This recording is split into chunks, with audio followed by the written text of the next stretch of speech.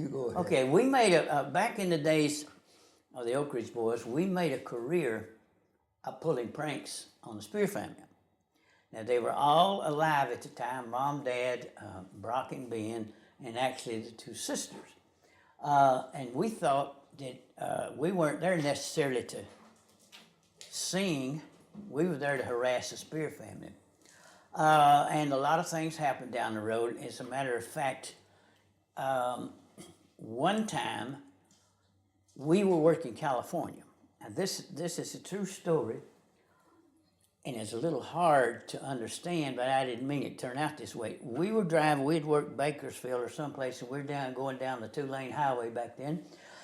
And we stopped at a red light, and the gentleman knocks on the door. Bang, bang, bang. So I was stopped, of course, and I opened the door. Can we help you, sir? Well, he saw our name written all over the bus. Back then they had to.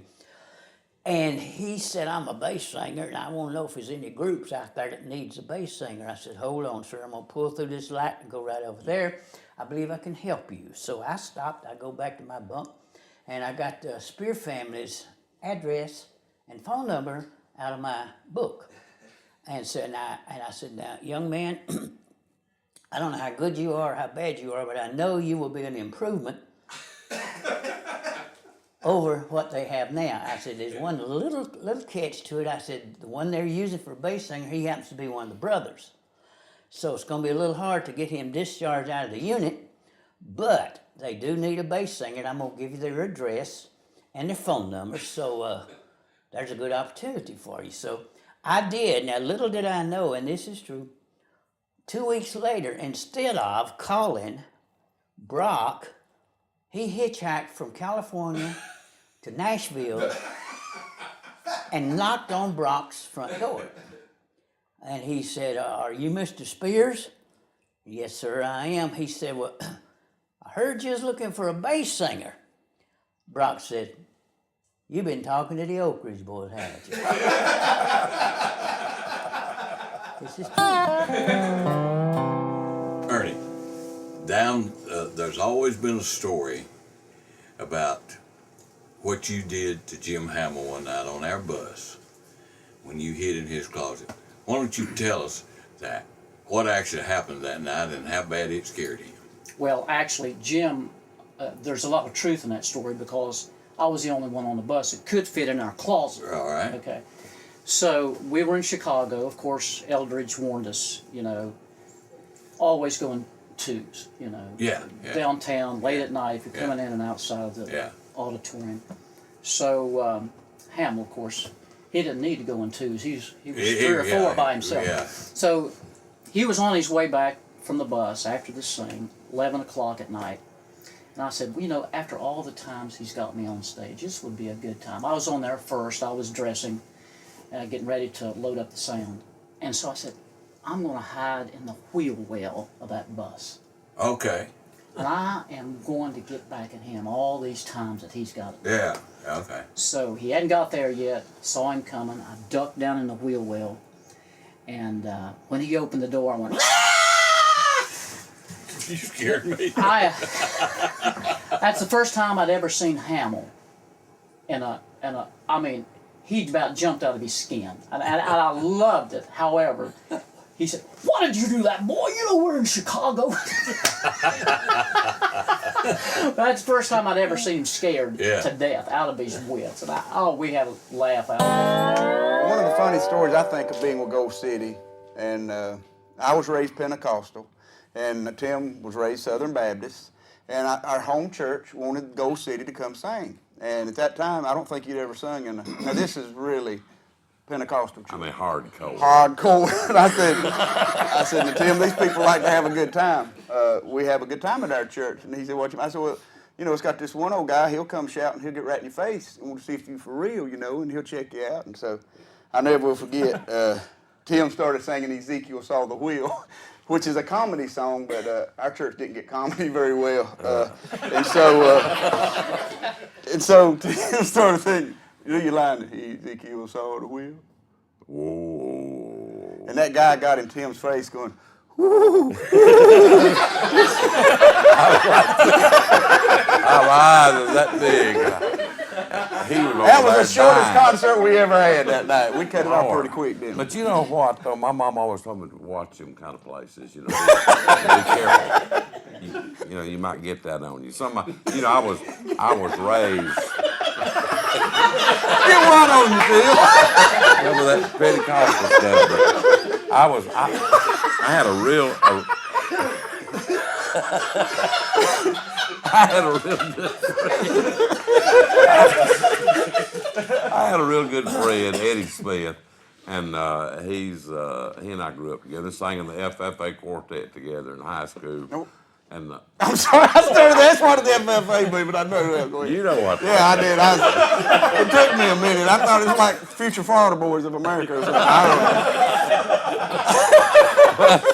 But I went to his church with him before we did that, and there was a lady there, Miss Harcrow, and she had the shrillest voice I believe I'd ever heard. Well, that's the first time I'd been. Now, that was when Mama told me, "Son, you be careful down there." And Be careful. she did. Now, you know, my mom was the president of the WMU, and they just didn't know, you know, really how to do at the Pentecostal Holiness Church. Yes, yeah. Anyway, I'll never forget it. Now, you know how formal a Baptist church is. You know, you could take a gallon of milk, pour it down the back end, it'd be ice cream time it got to the front. That's the way I was raised.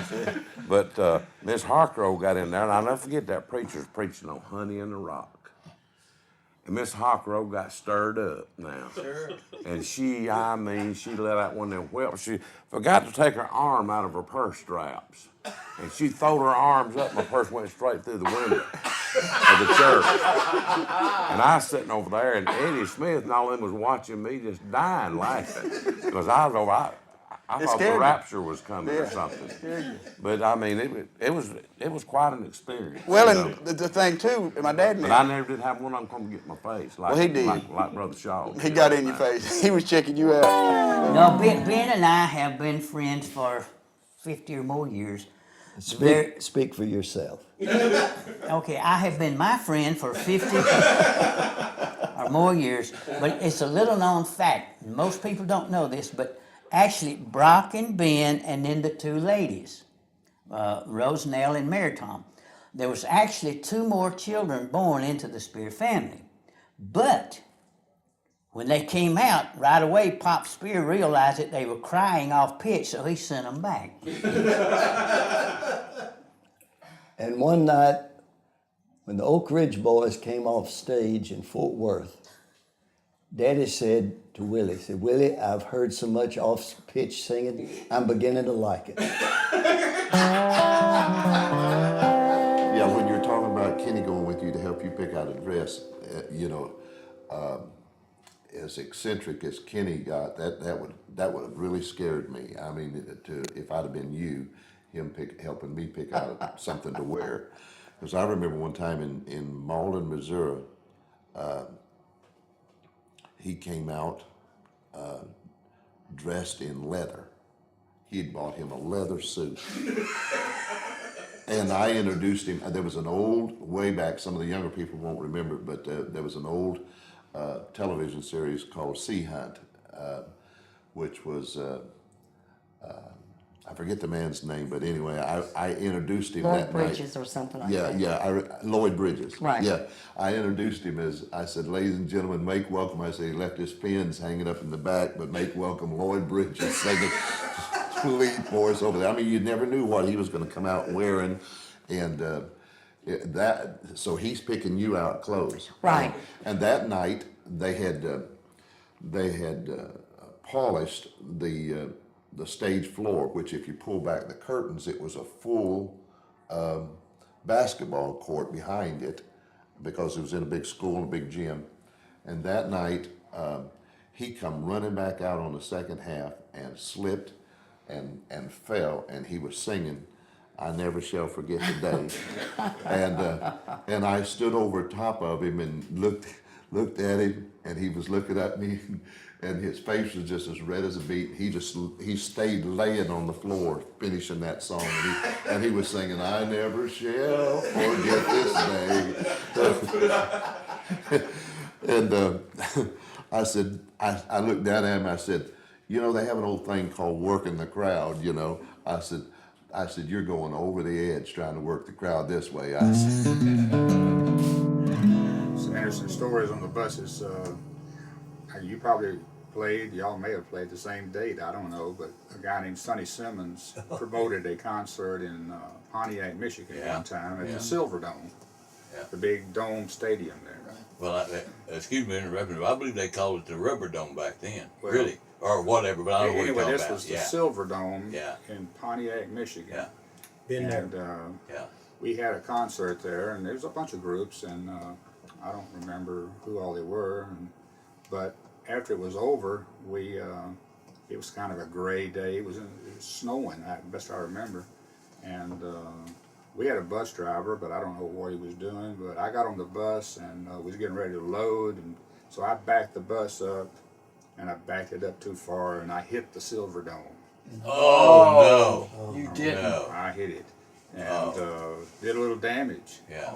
to the bus and to the Silver Dome. And this was with the Happy Goodman family. Yeah. Of course, Oh, they okay. had liability insurance. And Okay. they had to pay it. The insurance company paid for it. But I did.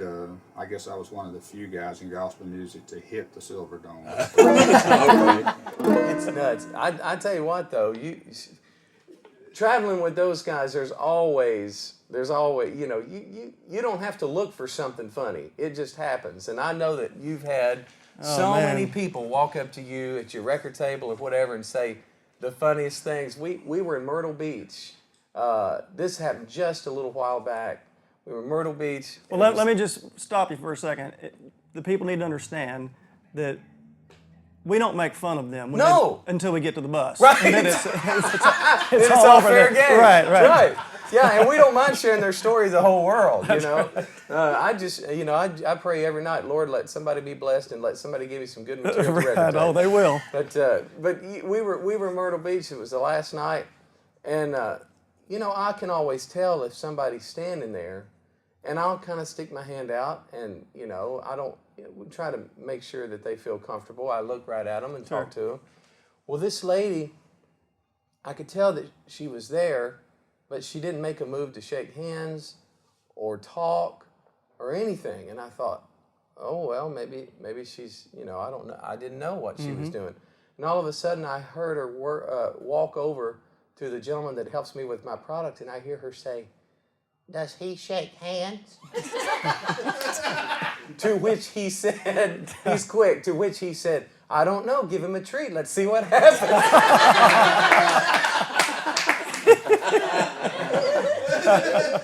So, That's great. I was standing in line. We at Legacy 5 had gone up to Red Deer, Canada for a 3-day event up there. I was standing in line at a bank to exchange U.S. currency for Canadian currency for the record table, you know, have some change. So I'm standing, you know, you can tell when somebody's staring at you, you know. Well, I don't know if you can or not, but I can tell when somebody's staring at me. yes. And you kind of look around until you find that person. And I saw a lady in the bank. Now, the little offices in the bank were around the periphery. Yeah. And they were just plexiglass, so you could see through them. They could see through. Sure. So I caught this lady staring at me. And when my eyes connected with her eyes, she hopped up and she ran over to me and she said, "Scott Fowler, are you in town?" Nice. No, ma'am, I'll be here next week. Nice. Yeah, I mean, I'm not sure. So, yeah, they give you great stuff. Yeah, they do. They always, man, I can't tell you how many times somebody's walked up to me and shook hands and said, "Are you playing here tonight?" No, I just thought I'd get off the bus and see if I could sell some tapes. Go ahead, my friend. Well, I can't get over the fact that we like crickets. And, you know, Willie was aware of that, so he went to a place and bought how many? 2 dozen. 2 Live. dozen crickets. And The loud, big kind. Yeah, and it was when they had the gospel singings on Friday night at the Ryman, and we had just come in from the weekend, or no, it was the Sunday nights. That's what it was. We had just come in from a date somewhere, and parked our bus right on Fifth Avenue, and there was a little window that right to the left of the driver that you could slide open, pay your toll, everything. Somebody opened that window and dumped those 24 crickets right in our bus. Now let's tell that like it is. I don't deny it, but let me tell you this. You're a little older than me, so your memory's not quite as good as mine. What had happened, we had worked the previous night, the Spears and the Oaks. We had worked Greenville, South Carolina at a big annual thing. So I had just bought a brand new car, and was able to borrow enough money to buy a Cadillac. So after the concert, Ben knew that I had a new Cadillac, and it was parked right outside the little restaurant and motel. So he goes back into his room. He gets a whole can of shaving lather, and he just sprayed my entire brand new baby blue Cadillac with shaving lather. Well, I heard you liked blue. That was your favorite color. But I didn't like blue and white mixed.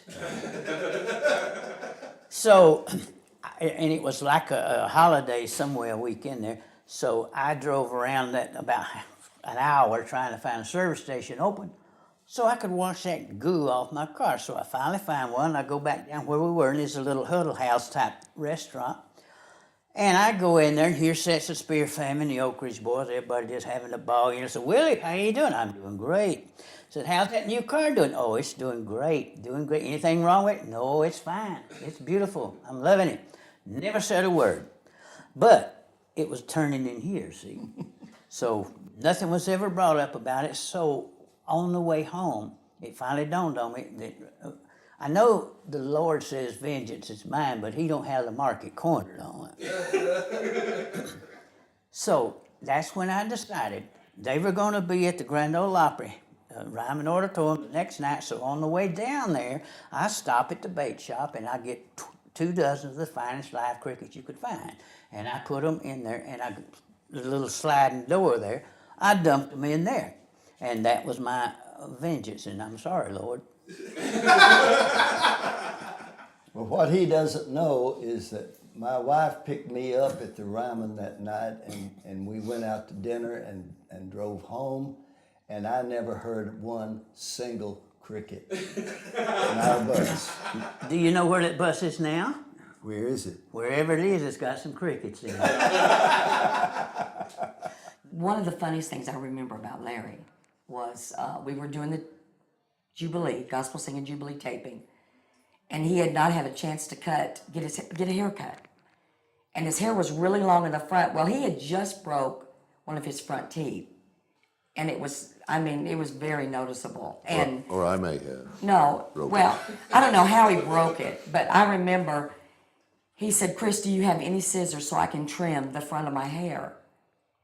And I said, Larry, the only kind of scissors I have is those pedicure scissors that point up, they point up. Well, he went back in the bathroom there at the studio and cut his hair, and when he did, it cut his hair straight up. And his tooth and his hair matched. They were both. When we saw him on TV, I thought. So it looked like he'd been sideswiped. It was, seriously, it looked like it was. But that was one of the funniest things I remember because he was so embarrassed. And there was nothing. It was drastic cut. There's no way that you could camouflage it or anything. So he was broke tooth and his hair was gapped right there in the front for millions of people to see. We used to call him Brows because he'd have that hairdo coming way down, and all of a sudden that one eyebrow, when he'd make some kind of a move, he thought he was Joe Job Cool, and he was young. He'd pull that eyebrow up, and the thing would disappear, behind that. And then all of a sudden, it's like you'd get to concentrating on when's that eyebrow going to come back down, you know? Yeah, but we had some great costumes. Oh, Lord. Honestly, I look back now, and there was, in fact, Misty said, Mom, I cannot believe that you get up in front of millions of people and look like that. Fire engine red suits, those fire engine man. red suits, Oh, yeah. and then the polka dot suits. And you know That who was the got us best. into that? Claude Hopper. He had a great. I rebuke him. He had a great. He had a great Indian clothier that Oh, was my. passing through, and he put us onto the. Claude was onto trying him. to ruin us, Oh Ronnie, man, I'm he was telling trying you to put what. us off the road. Hey, Claude was trying to make 50 cents a suit off. Yeah, you know he had. You know he had a kickback on that. There was no question about Well, it. he made a matching dress, you guys. Now, come on.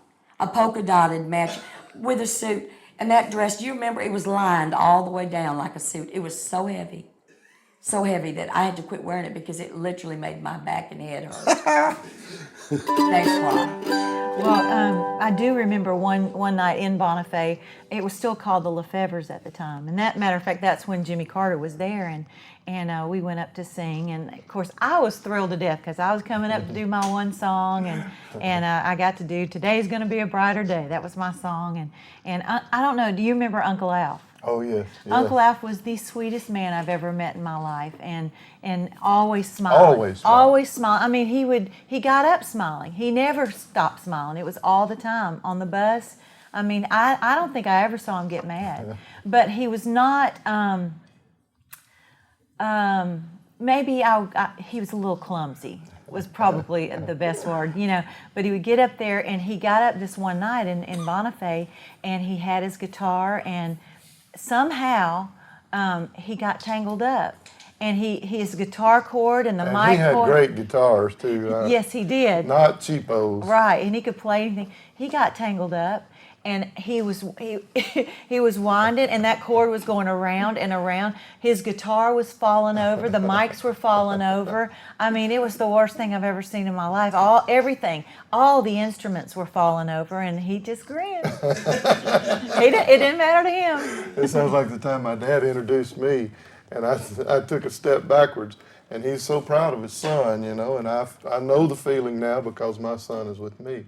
But he was so proud of his son, and he was introducing me and building me up, and I took a step back and was going to take a bow, and someone had set the drums up right behind me, and I took the wrong step and wound up like this in the middle of the drum set. Cymbals crashing. No, you know, you're talking about Scoot, and forever, you know, as I was growing up and singing, people would come up to me and they'd say, "Oh, if you could see your daddy when you sing." He said he just beams. And I, you know, back then I didn't really get it, but when you have children of your own, you just get it.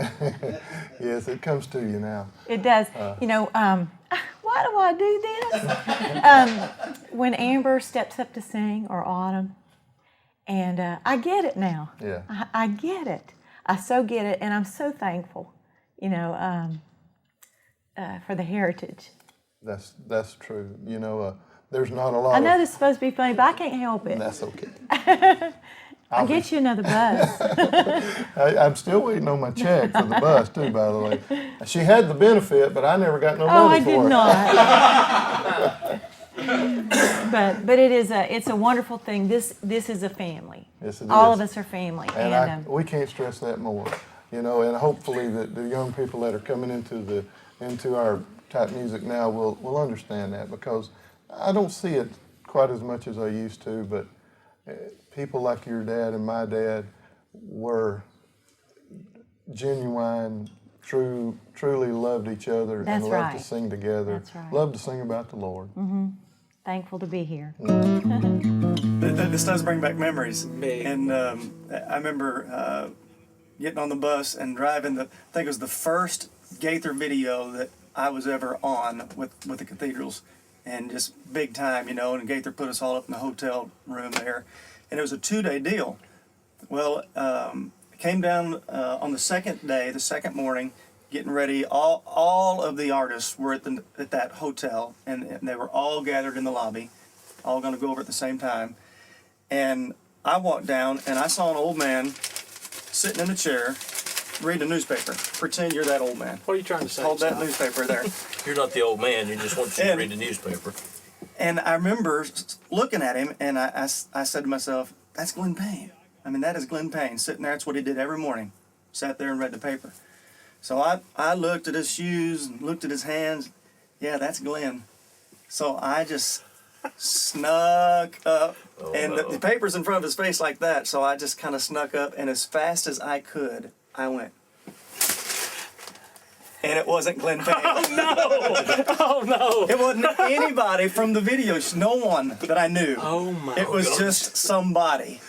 And so I am just standing there, and I just stopped, What did the guy do? scared the guy to death, and I'm mortified. Oh wait. And finally, the guy said, "You got the wrong person, didn't you?" I said, "I did, man. I'm so sorry." I mean, there were newspapers just scattered everywhere. It was horrible. That is great. Yeah, you hate those humiliating moments when you just, I'm going to be so funny, and then it backfires. He had a way with words. I told him one time, Papa, I just got me a new German Shepherd dog. He said, that's good. Said, who's going to train him? I said, well, I am. I'm going to train him. He said, well, one thing you got to know, son, is you got to be smarter than the dog in order to train him. That's right. And so the dog went untrained for the rest of his life. Bless his heart. Well, I've got a dog now, though. I have a Great Dane. He weighs 150 pounds. He's 2.5 years old. And I told Willie a few minutes ago, I said, I put one of your CDs on. And it was the strangest thing. And it's his name is Winston. Winston, I'll help you. Yeah, and Winston began doing this. I never could figure out what the matter was, but it stopped when I stopped the tape. About 2 years ago, That's a true story. You don't believe it? about 2 years ago, I went out, I got tired of saying, Absolutely true story. Would you? Go ahead, Willie. Go ahead. The camera's waiting on you. I went out and I bought me a set of hearing aids. And it was amazing. I heard things that had never even happened. So I immediately called up Bill Golden and Dwayne Allen, the Oak Ridge boys. I said, I've got a new lease on life. Could I come back and put my voice on the 50 or so albums that we cut way back? They didn't. No, they didn't.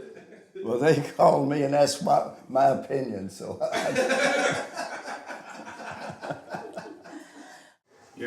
Traveling around with the gospel groups, we get to see and meet a lot of different people outside of gospel music. Mm-hmm. And I know that y'all were at the White House back when the Kingsmen were at the White House when I was playing with the Happy Goodman family. Mm-hmm. We met Jimmy Carter and when he was president and his family.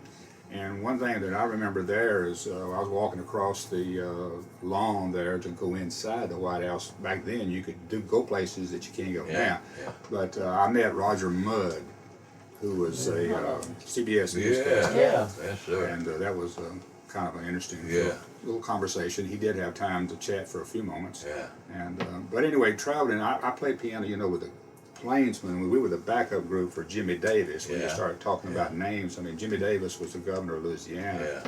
Yeah. And within itself, that was interesting, but it also gave us some opportunity to get some platforms, we meet other people. And one thing that was notable to me was one time we played at the Houston Livestock Show. It's a big rodeo in Houston, Texas, and it was in the Astrodome. And we rehearsed, we were going to back up Jimmy Dean, and he was the star of the show. And so we met at the Rice Hotel a day before and kind of rehearsed. And Jimmy Dean was there, of course, and he had a buddy that was named Rex Allen. And met him. You remember the Walt Disney movies? Those things. Rex Allen did the voiceover. Right. So we got to meet him. And what's funny though about the Jimmy Dean thing, we went down there and played this Astrodome, and it's a huge thing, and the stage was right out in the middle, and it was like a rodeo, so this was dirt out here, okay? And Jimmy Dean rides out on this big Palomino horse, for his opening, you know, and he come riding around, and he was going to get off and get on the stage and sing, but he fell off the horse. Oh my. Yeah. I mean, he fell off. Yeah. So he made sort of an awkward entry. I'll always remember Oh that. yeah. But you know, you get to meet a lot of people Yeah, you in do. different ways. And I remember one time when I was with the Happy Goodman family, we were in Tulsa, Oklahoma, and I forget what the function was, but we were on the program with Paul Harvey. Mm-hmm. And Paul Harvey so happened to be was from Houston. I mean, Tulsa. That was his hometown, Tulsa. So they were honoring him and some other people. And I don't know why we were there, but we sang. But I got to meet Paul Harvey, and it's one of those cases, you know, where you hear the guy on radio for years, and you got your mind thinking he looks like this. He didn't look that way at all. I mean, later on he did TV, you know. Yeah. But back then he was on the radio, and you got your mind, imagination thinking this guy looks a certain way. When you meet him in person, he was totally different. It so happened that worked that way with me with the Chuck Wagon Gang too. When I was a kid, my daddy had some 78s actually. Yeah. Records of the Chuck Wagon Gang on the Columbia label, and they played them, you know, and I had this thing in my mind about the Chuck Wagon Gang, what they looked like. And then when I met them in person, it was totally different. Yeah. But You had that about me. I Still had that do. about you, Ed Still Hill. do. I've always figured him to look a different way than what he sounds. But anyway, it's interesting to meet all these characters. I know you guys have met a lot of different people Yeah. too. You were talking. We were at that same time at the White House function, and of course met Jimmy Carter, and we also the Kingsmen were opened the World's Fair when it was in Knoxville, Tennessee, and met Ronald Reagan there at the opening of that, and then as we travel, you know, we meet so many different people. We were singing one night in a auditorium. It was a double thing, Coliseum Auditorium, and the Fonz was next door. Henry Winkler. Yeah, Henry Winkler. Yeah. Doing a Happy Days. Yeah, doing the show, and so he came over and listened to us sing, and we met him. That's another case of where, you know, you got this personality in your mind, you know, of the Fonz. Right. But what a nice guy. Yeah. Yeah, completely different, you know, and the Kings were always notorious for watching wrestling and all that, you know. And of course, we met the Hulk, and we met several different ones, you know. And we had the chance to meet the Boston Celtics. You know, they were different, like Larry Bird and people like that. But it's and you know what, we're very fortunate. Very definitely. That we travel. We're blessed to travel all over the world and meet these people that we never thought we'd just see their name or hear them. This guy here, he met some people too. Better believe it. Yeah. I met a few. Well, okay, yeah. Just small. Yeah. Yeah, small folk. Up and coming talent. Up and coming folk. Yeah. We were on that. Tell us about. With Elvis? Yeah. Of course. And, you know, everybody wants to know about Elvis with me. They don't want to know about Eddie Hill. They want to know about Elvis. You know, and honestly, it was an experience. Well, first of all, I went with JD, and I thought I'd get off the road to stay with JD in his office. And he called me and he says, I need a baritone singer. He's leaving. Could you fill in till I can audition somebody? Well, it took him about 20 years before he found somebody. Yeah, keep that in mind, Ernie. But anyway, I had to learn that Elvis stuff by recording. But anyway, to get back a long story, there's a lot of stories I can tell about Elvis. But Elvis, the guy that did the announcing for Elvis, also did it for John Denver. And he came up where Elvis and John Denver both was booked at the same time on tour. So the Colonel's office called JD, and they said, we got to have somebody do the MC work till Al DeVorn, the guy that did it before me, gets back. And he said, oh yeah, Ed Hill will do it. Well, he volunteered me, you know. I said, I'm going to do it. And he said, yeah, you're going to do it.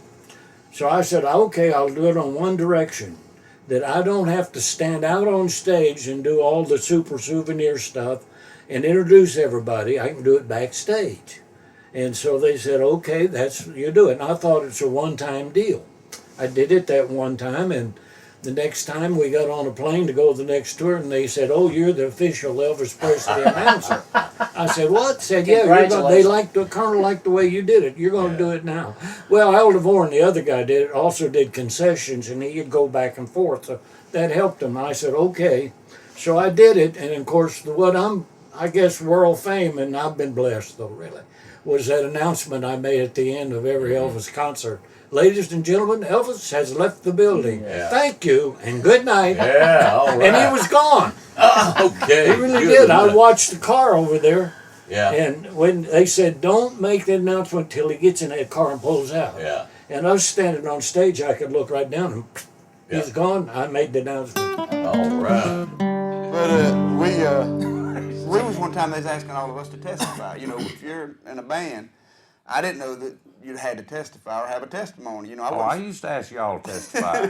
Well, this was before Gold City when I was with the Easter Brothers. I was a little, I was about 15 or 16, you know, and so my Uncle Russell, a good spiritual meeting, and there, you know, you wanted the service You going wasn't on. grounded yet, was it? No, I wasn't quite grounded. I'm still not grounded. But so Russell asked all the Easter Bunnies, you know, there's Easter Brothers and Easter Bunnies was a band to testify. Russell Jr.'s the oldest. He started off, "I'd like to thank the Lord for being here. Y'all pray for us. We do His will." Roger, his brother, said, "I'd like to thank the Lord for being here. Y'all pray for us. We do His will." My brother Rabbit was there. "I'd like to thank the Lord for being here. Y'all pray for us. We do His will." All of us had the same testimony. 6 of us, and 5 of them done said the same thing. And Russell was really getting aggravated because we took a serious moment and started giggling. People in the church was giggling. You know, they all had the same testimony. So he's going to throw me off. He looks at me and all the pressure's on me. "Well, Jeff, how long you been saved?" And boy, I started thinking, well, I'm in church. I can't lie. Let's see. I got saved when I was 11 up at Skyview Baptist Church. You never had gone back counted it up, had you? No, I hadn't figured it up. I got saved when I was 11, and then all this is going through my mind. I'm in church. You better not lie about it. And he says, "Jeff," and then I thought about getting saved at 11. Then when I got into school, you know, I used to party with the boys and stuff, and I wasn't living right. And all this going through my mind, I wasn't about to lie. And he said, "Jeff," I said, "how long you been saved?" And I looked at him and said, "Oh, I've been saved off and on now about 5 years." You was good. I don't know lie about it. You was a good Pentecostal boy. I was a good Pentecostal boy. Yeah. But he never asked me to testify no more. It's all over. It's all over.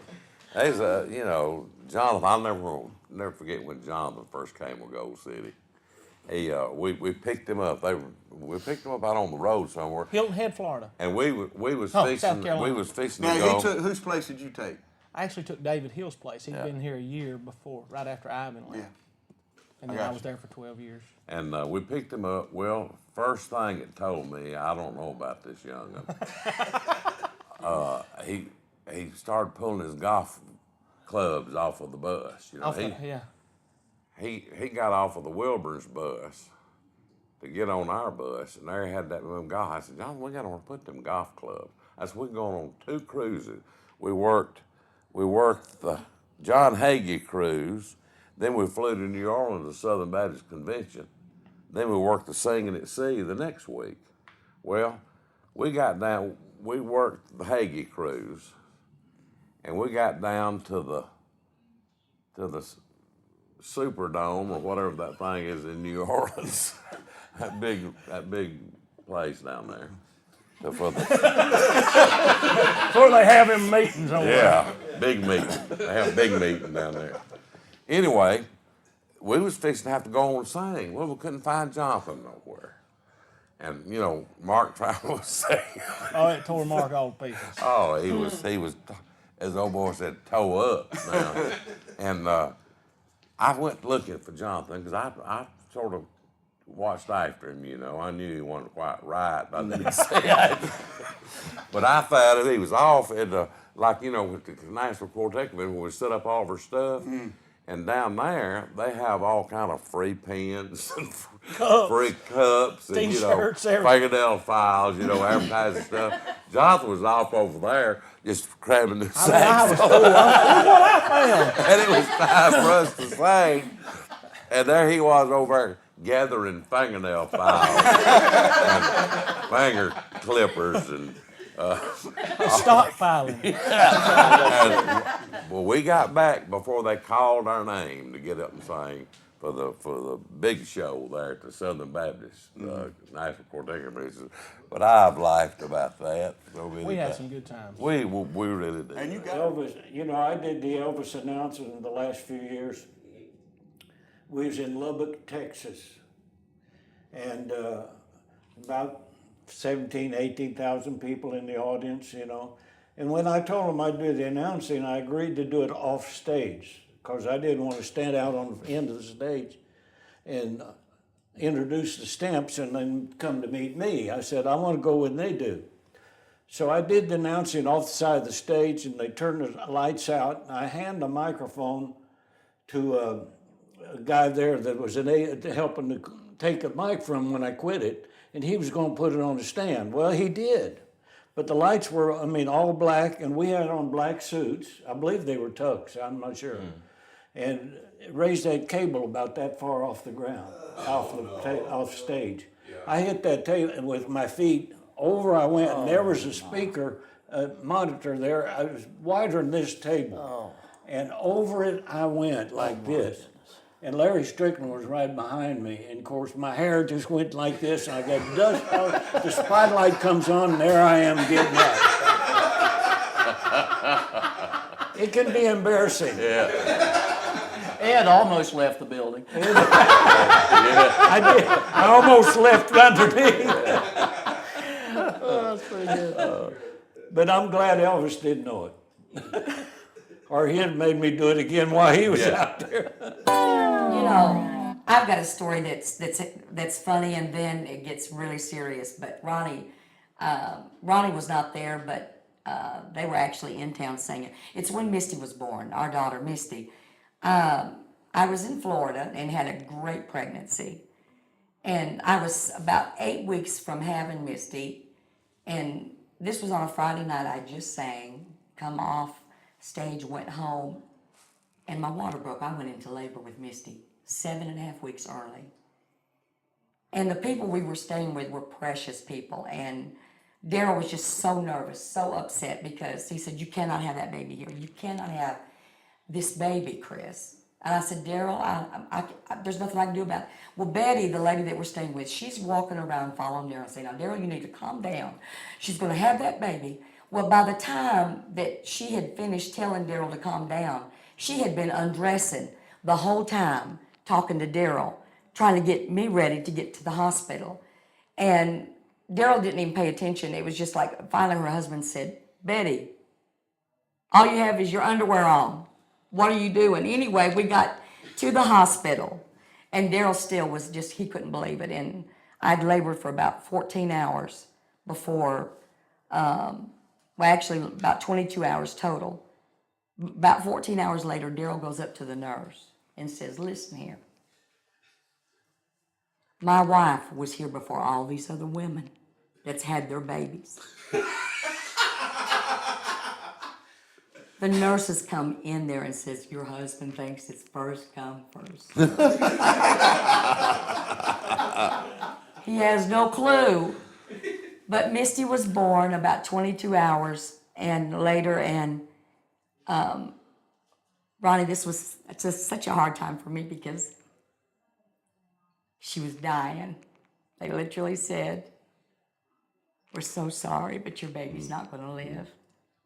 And first thing that came to my mind was your mind goes back in time. You think, Lord, you put me out here to do this for you. And I've been faithful. I've done my best. And so first thing I do is I call my mom and dad, and I said, I need y'all to touch God for me, because I couldn't even cry. And I never will forget the word that my mom, she said, honey,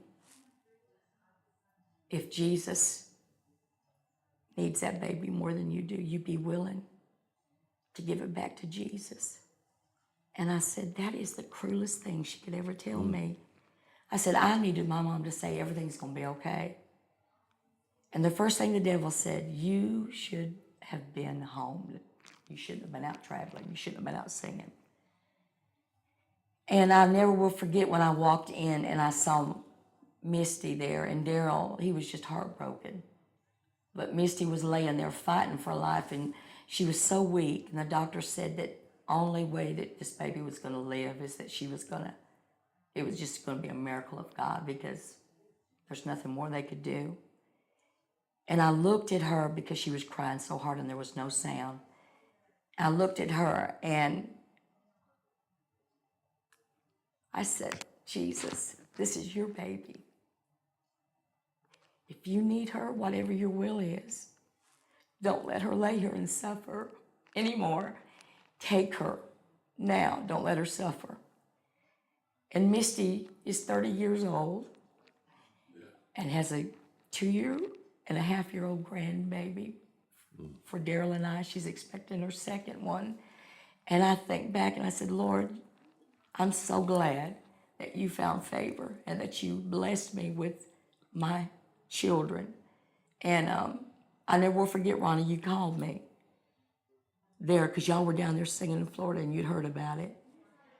And Ronnie said, we just want you to know that we love you and we're praying for you and Daryl, that God will touch that baby, and God certainly did. But that's what makes all these stories mean so much, is because we can have all the highlights and the fast and the fun times, but it's the times when we have to depend upon Him the most that we are reminded of how real God is and how He put you in my life. And I know you feel blessed that I've been in y'all's life. And and you know, Chris, you know, you're expecting another grandbaby. Yes. And all that time has come since. Right. And all we can pray for is that somebody has got to Daryl and keeps him from going into those nurses and That's that right. doctor. That he's learned by this time. This time. And he realizes that it's no longer first come, first served. Yes. And seriously, that's seriously. Daryl thought he was at a restaurant. Yeah. We got our name down before. Well, you know, and really, because he was not he was not able to go in and visually see neither one of his babies delivered. So when Misty went into labor with the first grandchild, he was in there, and the first time she hollered out, he turned white as a sheet and had to leave there and said, I didn't know they went through this much pain. I can't understand it. And I said, Daryl, wake up. And I mean, he said, I can't stand to see my baby. And I said, oh, goodness, what have I married? What have I married? What have I married? My grandpa, this grandpa here. But no, you're right. Daryl's come a long way. We had this bus driver, brand new, and we told the Spears about him, and we said, we got a small problem. I said, he's a deaf mute, he can't hear, and he can't speak. Well, how can that be? Well, you'll see. I said, he's got that sixth sense about him that he knows about traffic. He can just feel it. And so Ben said he'd ride with us. He didn't believe it. So we'd get up behind this guy, and we'd just start screaming and calling him all kind of dummy, you dumb Dora, you idiot, blah, blah, blah. And he never batted an eye. Even dropped a toolbox right behind him in the floor of the bus, and he's tooting along about 70 miles an hour. He never batted an eye. And we had been convinced. And Ann Downing, at that time, she was still with us, so when we got where we're going, Ben started telling her about this guy and how we was treating him, and she got to crying. She said, how can you treat this man that way? And I said, he don't know it. He can't hear, and he can't talk about it, so don't worry about it. So we do the whole weekend together with them, and then on Sunday night, we were both working a huge church in the Atlanta area. And afterwards, they had a little, little refreshments for us down in the basement of the church. And we're sitting at this table, and the Spear family's all lined up, and a whole bunch of other people. And Brock's sitting down there, and I said, Charlie, looks like it's about time to break the news to him. So he gets up and walks down right past Brock with the coffee pot, says, anybody here want any coffee? Brock said, Willie, I'm going to kill you. And Brock, bless his memory, is not with us anymore. So he left all of these things in his will for me to take care of. I remember one time, you remember Von Thacker that played the piano. He was I woke up. I think you had already gone from the group at this point, but it was right after you left. We were in that still a nice bus for its time, and I remember we woke up and I heard Von go wake my dad up. I guess that's the reason Dad passed away at such an early age, I'll be honest with you. Working with Von. Yeah, well, all of us. But he woke up Dad about 1 o'clock in the morning, 2 o'clock in the morning. It was just, and he said, Dale, I don't know exactly what to do here. And so by this time we're all up, because we had heard the bus stop. And when the bus stops, and it's not supposed to be stopped, I have a way of just... It just disturbs you. You wake up. Because you wonder what's wrong. Well, anyway, I got up, and Dad got up, and we walked out there, and we opened the door. It had that old air door, it'd come out. So we started to step out, and we looked down, and there's nothing but water. And there's about a foot of water right here, almost to the step. And Dad says, where are we?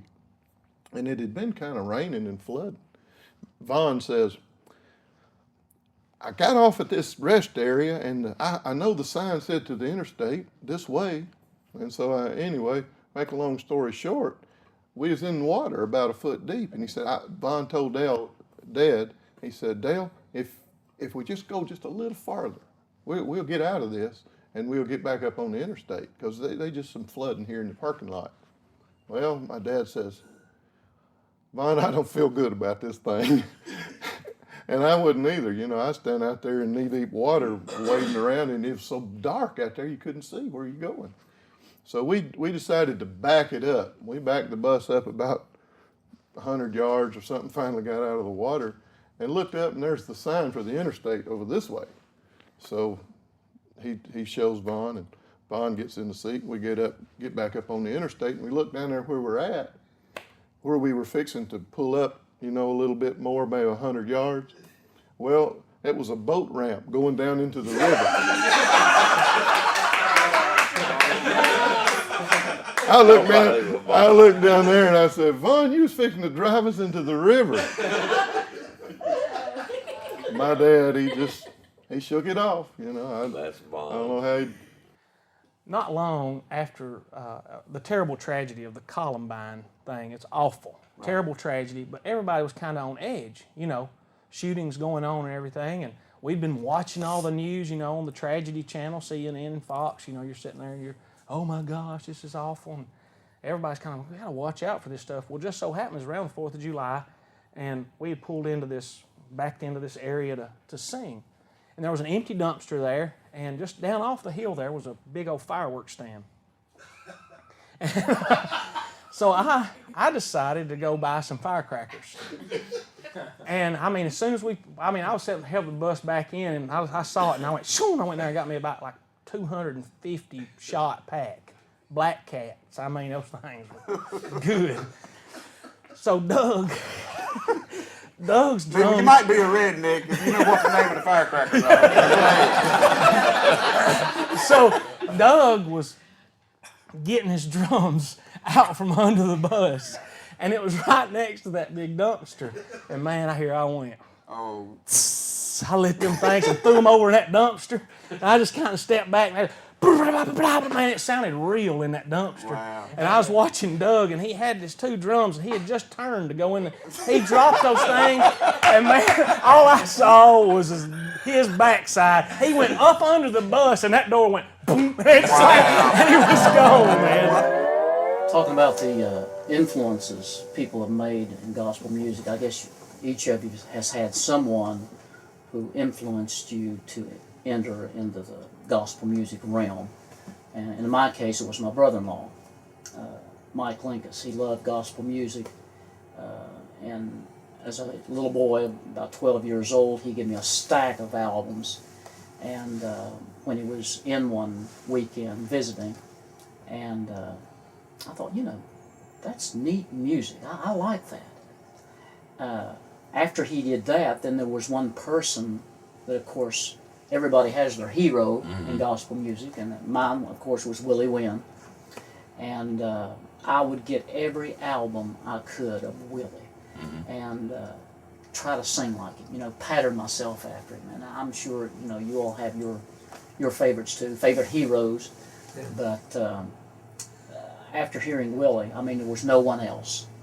And from that point on, you know, even though Hamill's, when I first auditioned with you guys and was on the road for a while, Hamill told me, he said, "Would you quit singing like Willie and sing like Ernie Fole?"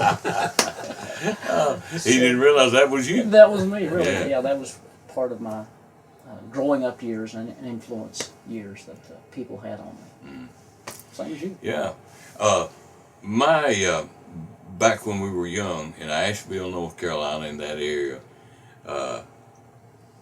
Rex Nealon, London Paris, and myself, and all these, we were right there together, within a few miles together. We'd go to singing schools and learn to shape notes and go to the 4th, 5th Sunday night singings that they had back then at the churches, and we would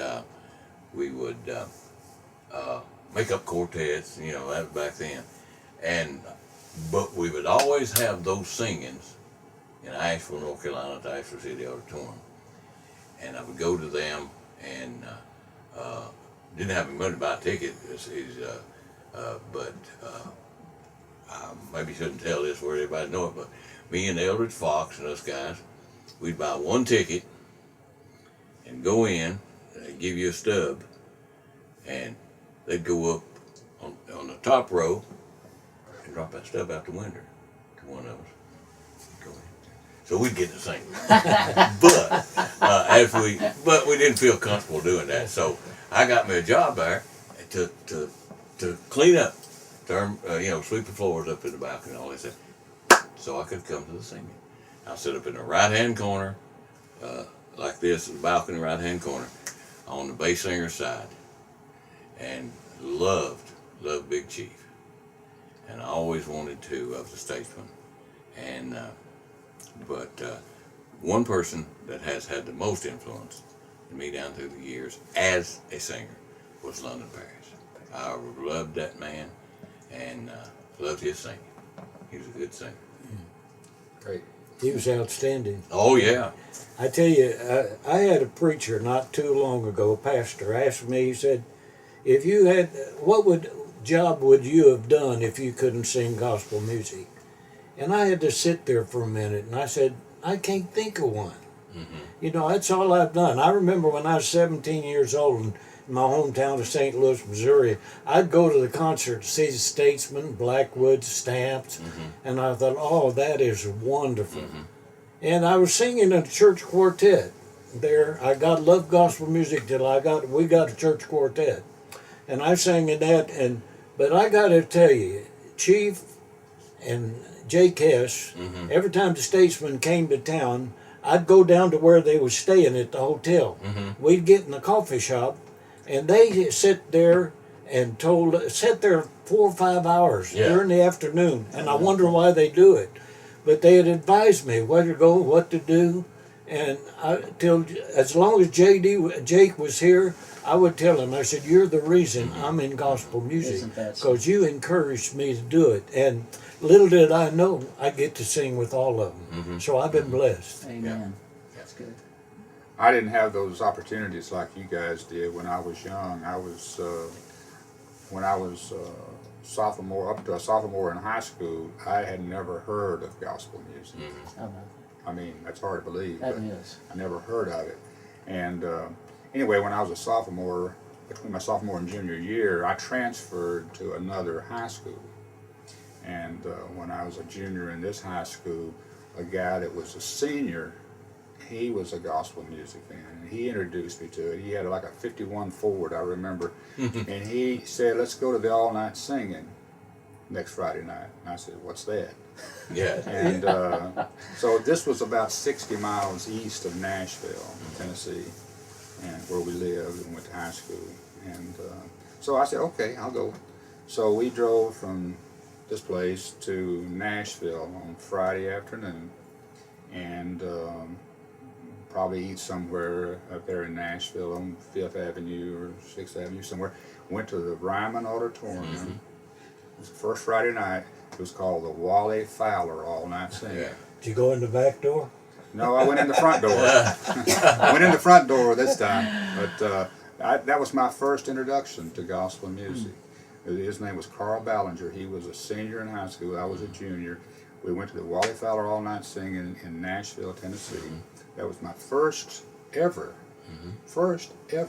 introduction to gospel music. How about that? I'd always been in church, playing some hymns, and whatnot, but I never heard quartet music before in my life until that night, the first Friday night at the Wally Fowler All Night Singing, and in Nashville. So the Statesmen, I believe, the Blackwood Brothers, and perhaps the Spear Family, and I don't know who else was on the program, but I guess after that Friday night, my introduction to it, I got infected. Yeah. I think we all did. I got carried away with it, and then being a piano player, Jackie Marshall was the piano player for the Blackwood Brothers, and then a little bit later Wally Varner, and so those were guys that I looked up to. Of course, you're talking about these other guys like the Big Chief, Jake, and Hobie Lister, James Blackwood, all of them. Met them and talked with them eventually, and so anyway, piano players were ones I looked up to, and I wore my parents out when I went home after being all night singing. I played the piano, and then I just practice every day, just keep on beating it up, and I listened to, back then, radio was the thing. That's how far back I'm talking about. Yeah, and we go back there. I'd listen to the radio program on Sundays or during the day. They play gospel music. When that one got through, I'd flip it over to another one, and I couldn't get enough of it. Yeah. So I was in it for the get-go then, and I've been there for 50-something years. But that we all got our people that have influence, and this guy, I've got to go see him soon because I think he's sick, and I got to go tell him that what kind of influence he had by introducing me to gospel music, because everything I've got, of course God was in it, working it all along, but they used him, and I would have never met my wife, I would have never been in gospel music if it hadn't been for him. So we need to tell people while they're still living, have influence. That's great. That's wonderful. Go for it, young man. How about you, Light Man? Well, I have a Ben Spear story. As you remember, the Nashville singing at the Ryman was on Friday night. I do. The next night was Atlanta. So we had, the next morning after the Nashville singing, we all ate breakfast at a little truck stop just out south of town, heading to Atlanta. Well, on the way out after breakfast, Ben came up with this idea: let's steal the Oak Ridge bus, me and you. So we ran, jumped on the bus, and took off. And of course, here came Willie, running just hard as he could, jumped up and grabbed the window, but he had to turn loose because we was picking up speed. And we were laughing, Ben and I was just laughing about us that stole the Oak Ridge Boys bus until we got about a mile or two down the road, and Ben said, I just thought of something. You don't drive the bus, I'm going to have to drive all the way to Atlanta. But no, we didn't. We stopped somewhere up the road, and we let Willie back on, and the two of you drove to Atlanta. Yeah, we, like I say, we made a career of hassling and harassing the Spears. We worked some singing with them, like the quartet convention when it was in Memphis. And back then, everybody sold a lot of records, and they were these great big old boxes of them this thick. And we went around while the Spears was on last because they had a little more spirituality about them because of pop. It wasn't because of being involved. Anyway, while they were on the stage doing the closeout thing on the Sunday, I went around and I gathered up all the empty record boxes that I could find in the whole lobby and the area where the group sold the things. And when they came off stage and started out to the bus, they couldn't walk through the bus because the aisle and all the seats were filled up with empty record boxes. You didn't sell them, though, that's for sure. Well, I can go a step beyond that. This happened just a few minutes ago. We were next door getting ready to come over here. And Willie came into the room where we were all graciously being fed by the singing news. Yes, sir. And so Willie told Ben, said, "Come on, Ben, they want us to go next door over here and do some video." And then Willie said, "Oh, well, go ahead and finish your meal." And Ben said, "Well, then why did you come to get me in the first place?" Y'all remember that? Oh, yeah. That happened If it about had been over 30 minutes, I probably do remember. But I got to tell you, I know we've been telling a lot of funny stories, but this has got to be one of my favorite stories. As we often do, we get a little tired and just, would just love to go home and be with our kids and be with our families. And so sometimes you get an encouraging word just at the right time. The vocal band did a festival.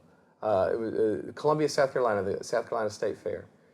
And we had just been on a really long run, and I had done some solo dates too. And so I'd been home for about 24 hours, no joke. And had to fly back out. We were going to be out for some more days. And Greg Ritchie and I were walking through the Columbia airport, about to get our bags, and I hear this guy say, "Golden Malt!"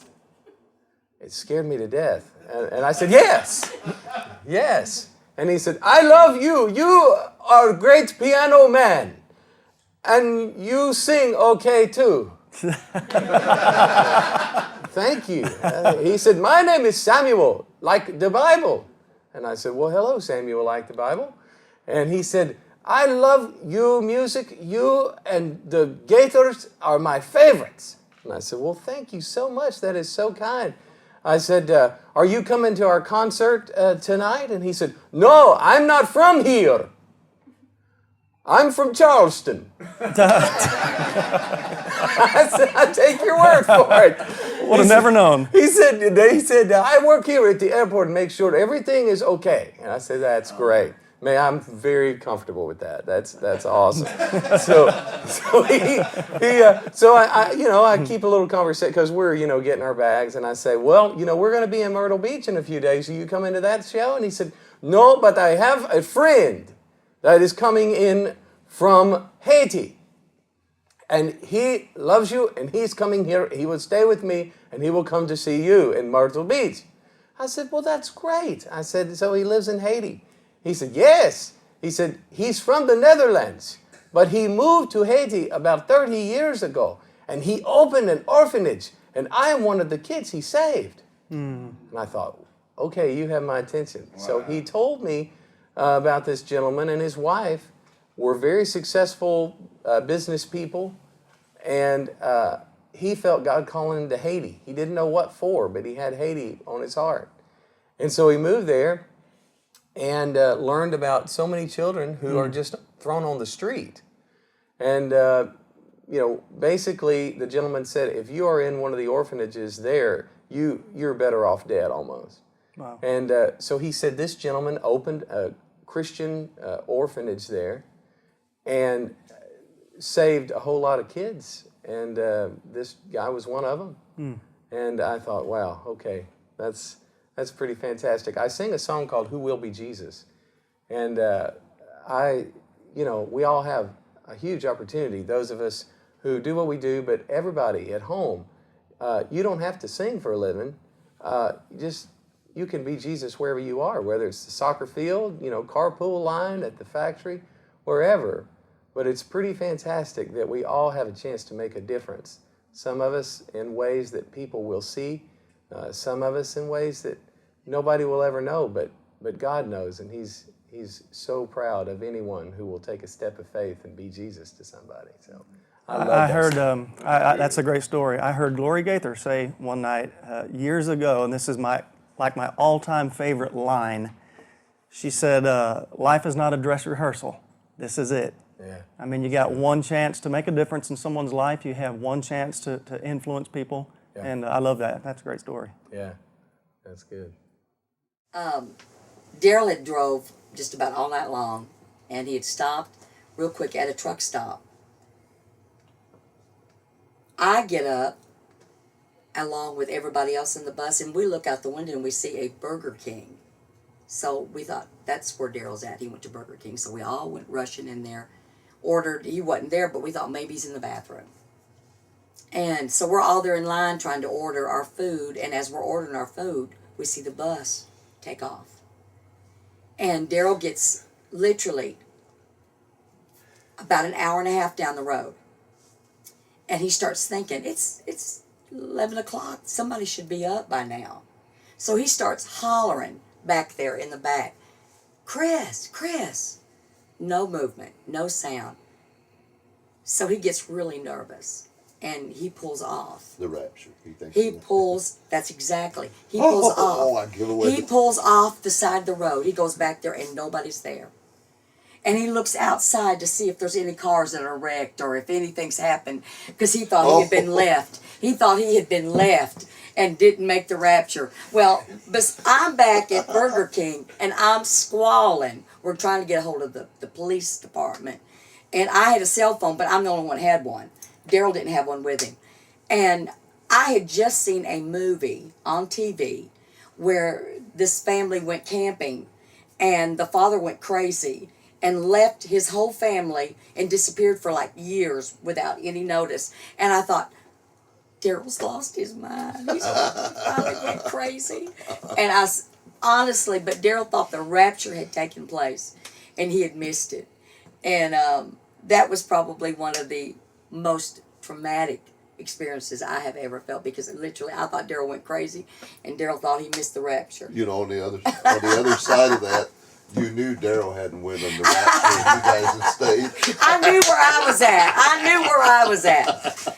We knew where we was at, but Daryl didn't know what was going on. But oh my, what an experience! What an experience! Yeah, that happened to Bill Gaither on the Bill Gaither tour. Oh, really? Somebody had gotten out and they stopped to eat or something. If I recall the story, and somebody needed to get something from out underneath the bus, one of the bins. So they opened the bin, climbed up in there to get what he needed. Somebody came out, closed the bin, they drove off with the guy in the bus.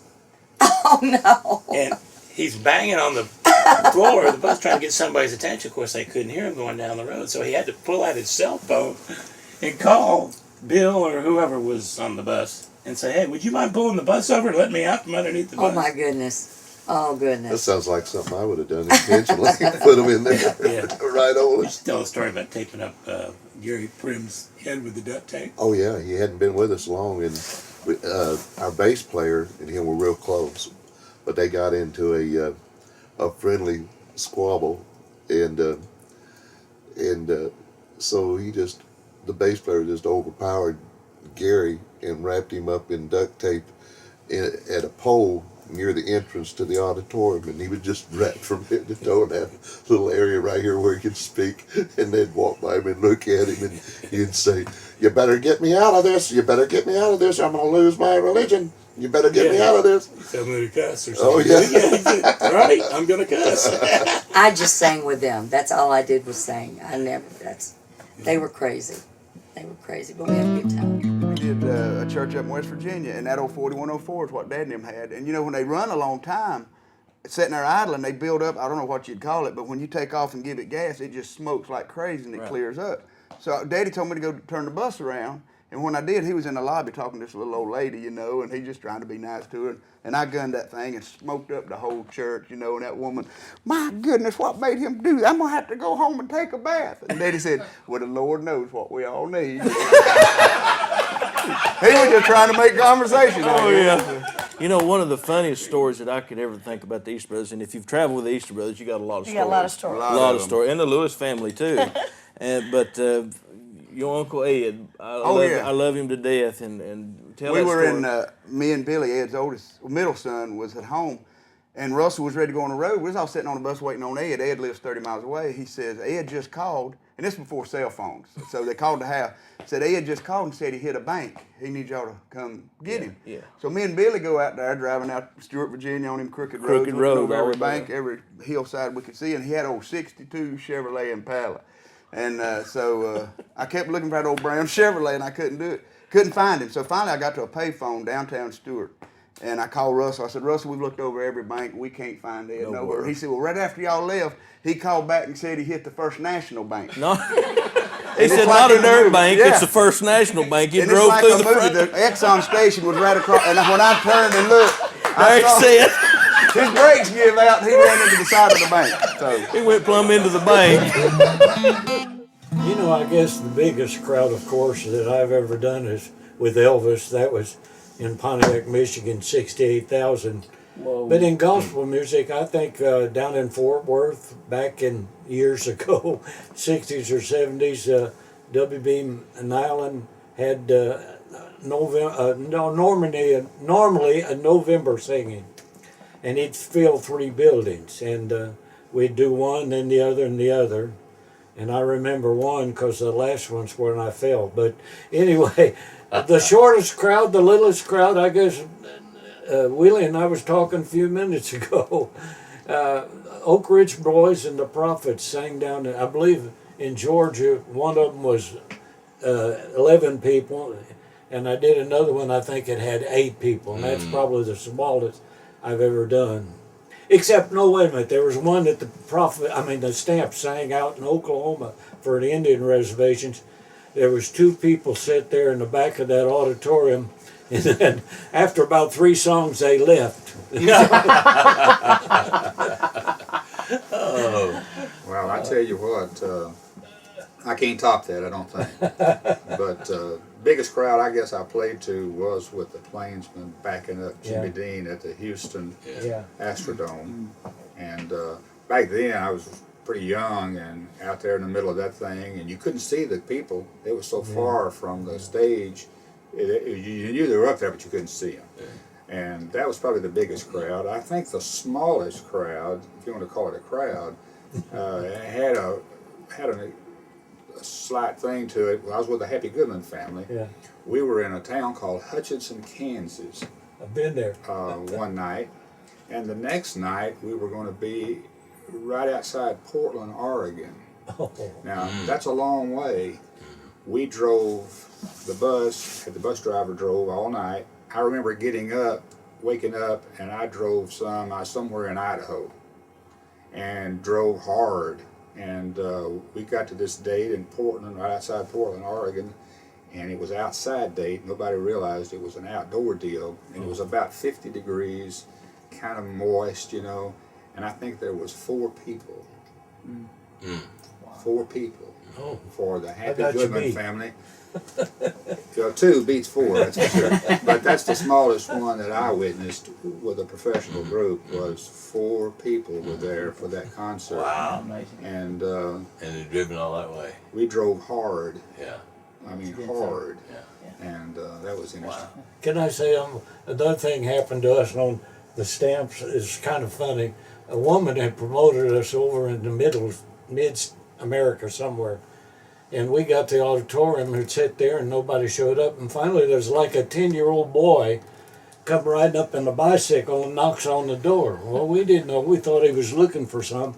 We opened the door and he said, Mama said the singing's canceled. And took off. That's wonderful. That even beats the 2. That's wonderful there. That's great. I can sort of tie that one with you because we drove all the way to Michigan from North Carolina. And the further north we got, the more it snowed. And we finally got up where we were singing in Michigan. And there was a sign on the door. You know, we slid into the parking lot, you know, the sign on the door said, attention, singing has been canceled. You know? Don't you just love those times? But I guess the smallest crowd that I can think of that we ever I can think of it. I think we had 16 people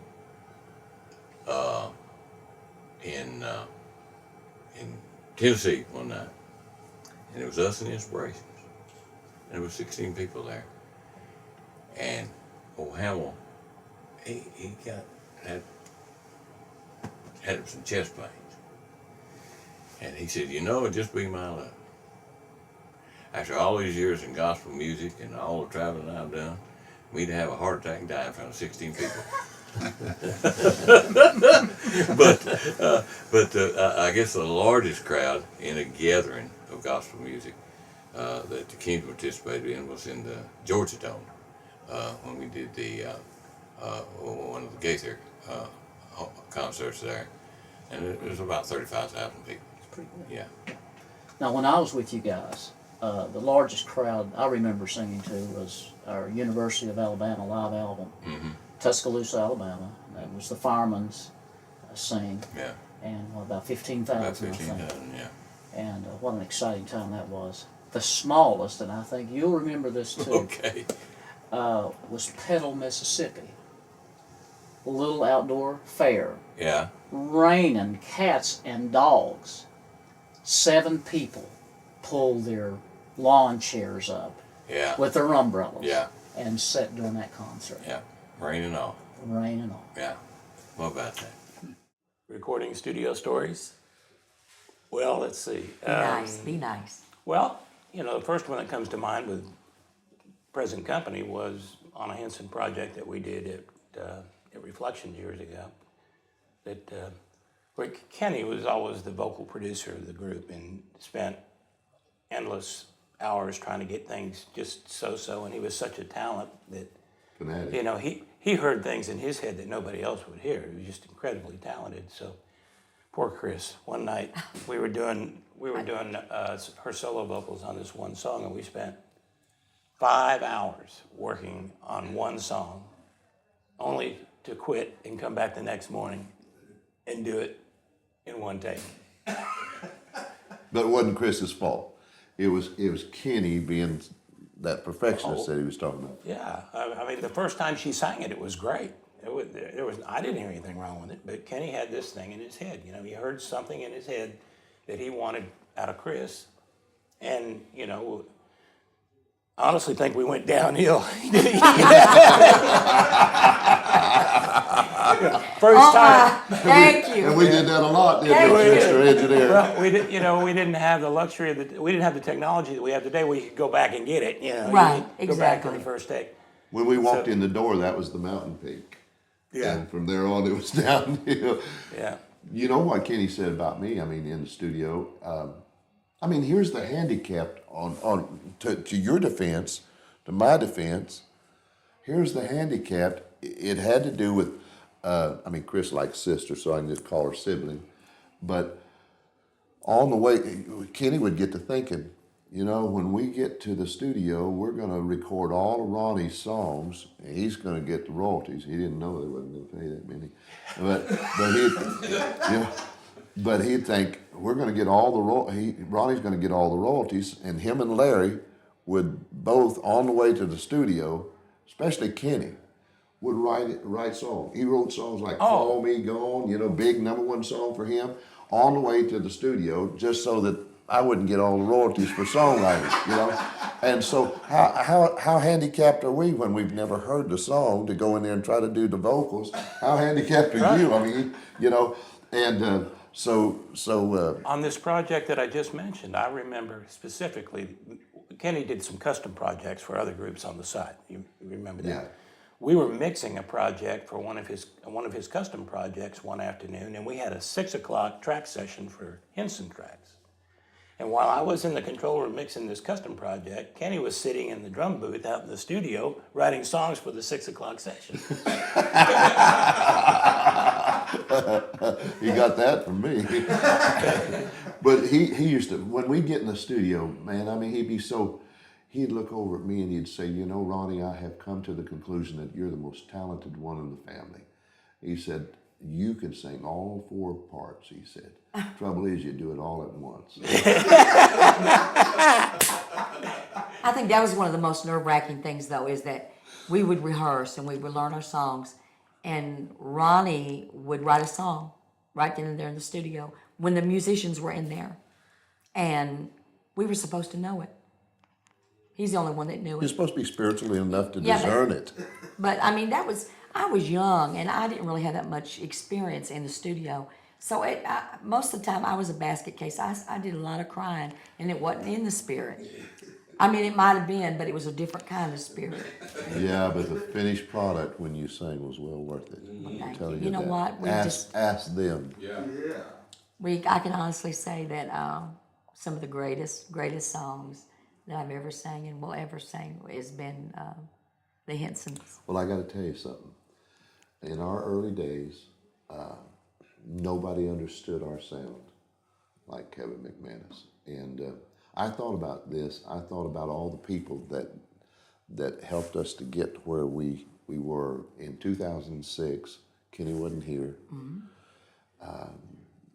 And probably wouldn't want to be here because he's got a greater award. But when they inducted us into the Gospel Music Hall of Fame, and in 2006, and I thought about people like Kevin that knew the sound that we were looking for, because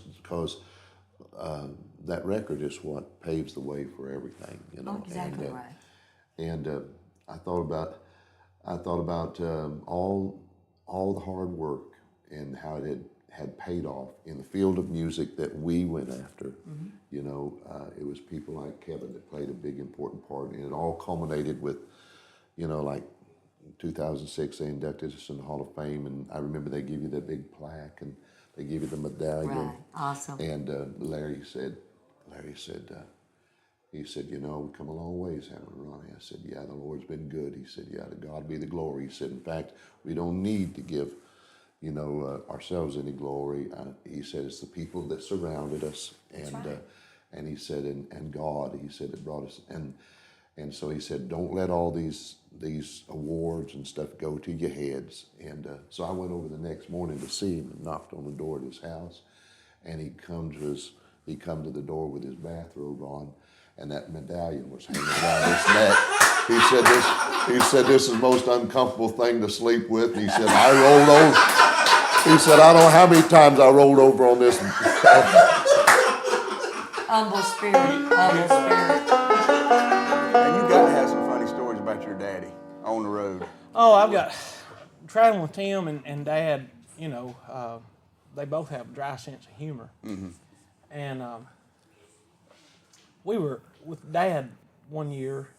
There's a family. You know, we've all had the experience of a family taking us in when you're getting started and say, hey, you can use our home and shower here and you know, just make yourself at home. Well, we were traveling at the time in a 4104 with the Wilburns, and at that time everybody went. I mean, I had my two brothers and wives and, you know, guitar players, piano players. So we go to Kingsport. It don't take much to tee them off, y'all. All right, we're going to edit. Here we go.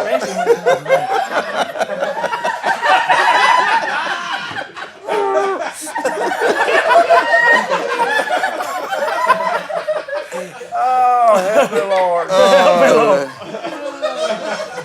All right. Okay. The families have taken you in. So this family was expecting us to come. Well, they had something come up, but they still wanted us to use that. I'm sorry. Oh, Lord. My jaws are getting sore.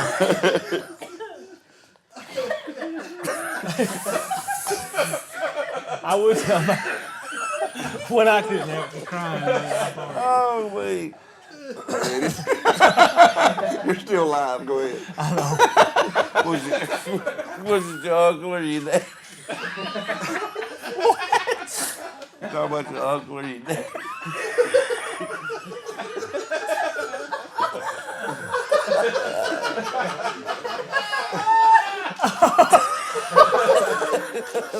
All right, here we go. All right, here we go.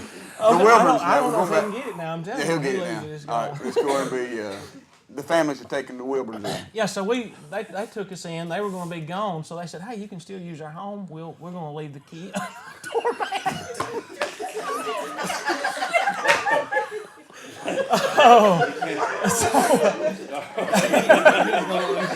Yeah.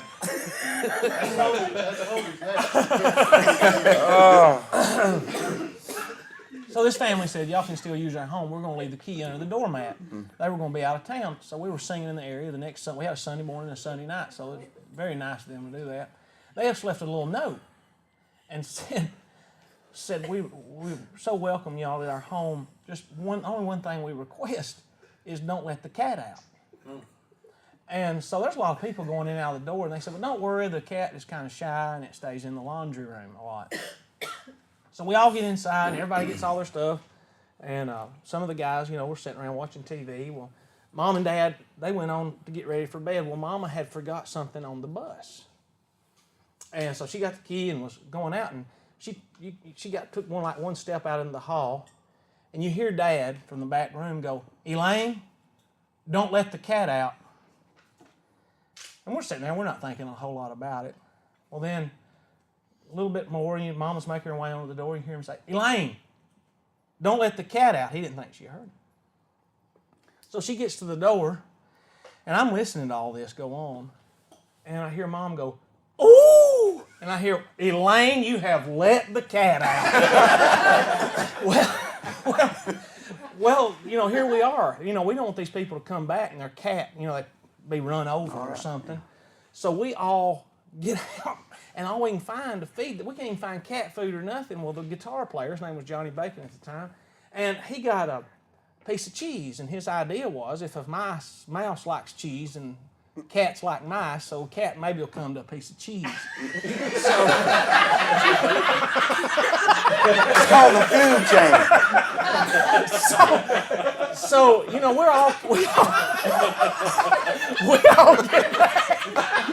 we all get back, and Johnny's still gone with his piece of cheese. I mean, we can't find Johnny now.